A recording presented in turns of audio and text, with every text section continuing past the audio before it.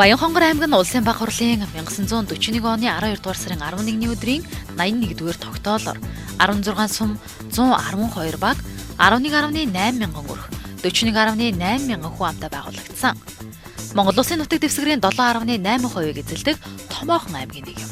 Баянхонгор аймгийн нутаг дэвсгэр Монгол орны Алтай, Хангаа, Говь, Цөл, Тал, Ихээр бүхий газар зүйн 4 муж, байгалийн 3 бүс, цаг агарын 2 бүсийг хамрагдгаараа онцлогтой. Баянхонгор аймгийн Сибирийн их тайгаас Төв Азийн Говь цөлд шилжих бүсэд Монгол улсын нутаг дэвсгэрийн баруун төв хэсэгт байрлаж, Өвөр Хангаа, Өмнө Говь, Говьалтай, Завхан, Архангай аймагуудтай нутаг залгав. Бүгд найрамд хятад ард улстай 140 км нутгаар хэлэлсэн 116 мянган хавтгай дөрвөлжин км нутагтай. Аймгийн төв нь Улаанбаатар хотоос 630 км зайд оршдог. Нутгийн хойд хэсэгт Хангай нуурын өмнө талын тэгшүндэрлэг болон ойд хэхээр, дунд хэсгээр их нууруудын хотгорын төгсгөл болон тал хэхээр, өмнөд хэсгээр Алтай цаад говийн цөлөрхөг бүсэд хамрагддаг. Хамгийн нам дор газар эхийн гол 720 м, хамгийн өндөр их богдуул 3957 м дөрвөгдсөн. Агаарын температур нь хүйтний улиралд дунджаар 18-аас 30 хэм хүйтэн. Дулааны улиралд 15-аас 27 хэм байдаг.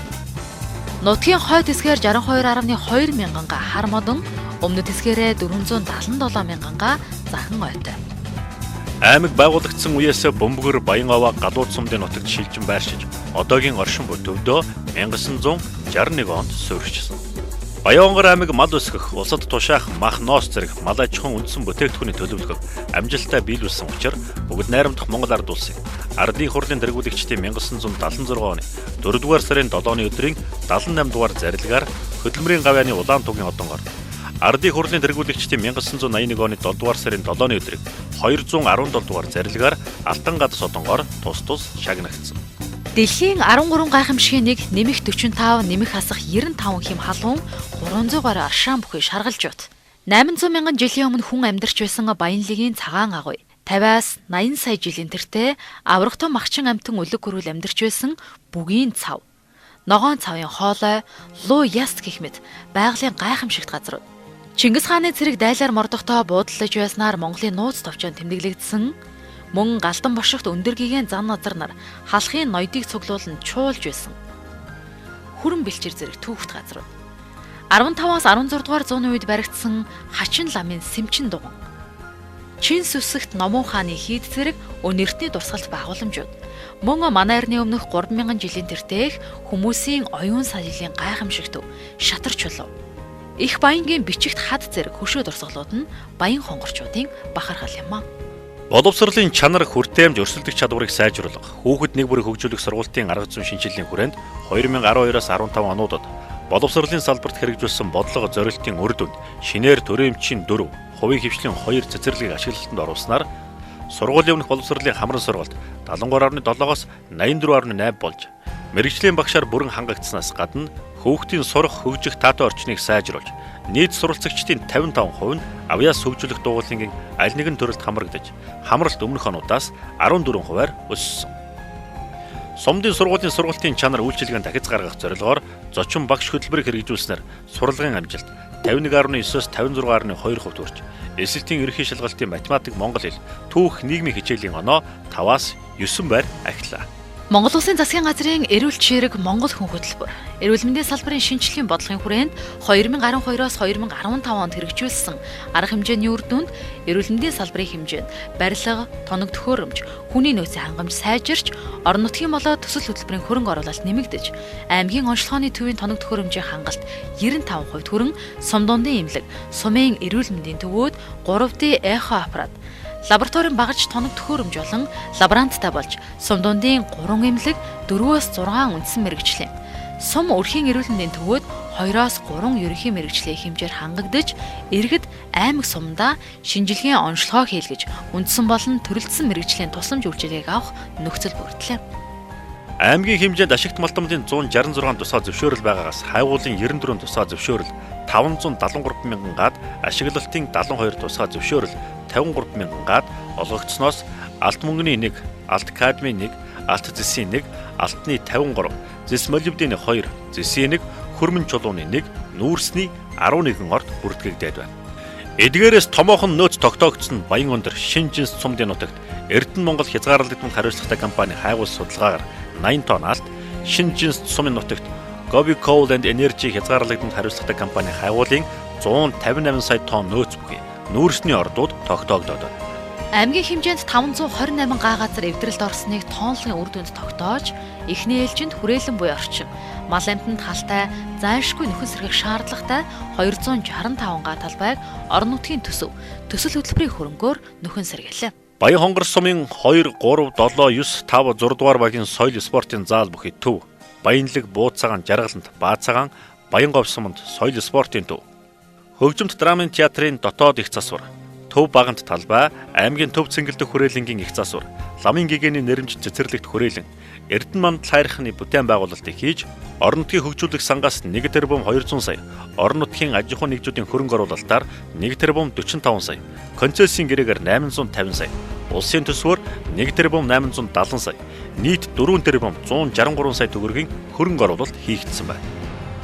Баян хонгор 10 ихэр хотууд хатуу хүчилттэй авто замаар холбогдож орон нутгийн чанартай 10 км бетон, 7.7 км асфальтан гэд нийтдээ 17.7 км авто замыг ашиглалтанд оруулаад байна. 2013-аас 2015 онд 11 км цэвэр усны 4.9 км бохир усны 1.6 км дулааны шугамыг тус шинээр барьж 13 км дулааны шугамын засвар шинжилгээг хийлээ. Баян хонгор хотын ерөнхий төлөвлөгөөг Солонгосын Суусан инженерийн компаниар хийлгэж, уг төлөвлөгөөний дагуу цаашид хөгжлийн төлөвлөлтийг зохицуулахаар ажиллаж байна. Аймгийн төвийн агаарын бохирдол элсний нүүдэл тоосчлтыг бууруулах зорилгоор аймгийн төвийн баруун зүүн хойд хэсгээр 5.6 км урттай 50 м өргөнтэй ойн зургсыг байгуулж, улаас, хайлаас чацарган, жигд зэрэг 25,200 ширхэг модлог ургамлын суулгацыг төрийн албан хаагчдын хүчээр тарьж, байнгын услалтын системтэй болгох ажил хийгдэж байна. Сүүлийн 3 жилд нийт цэцэрлэгжүүлсэн талбайн хэмжээ 63.2 га, зүлэгжүүлсэн талбайн хэмжээ 5 га, тарьж ургуулсан мод 173 мянга болжээ.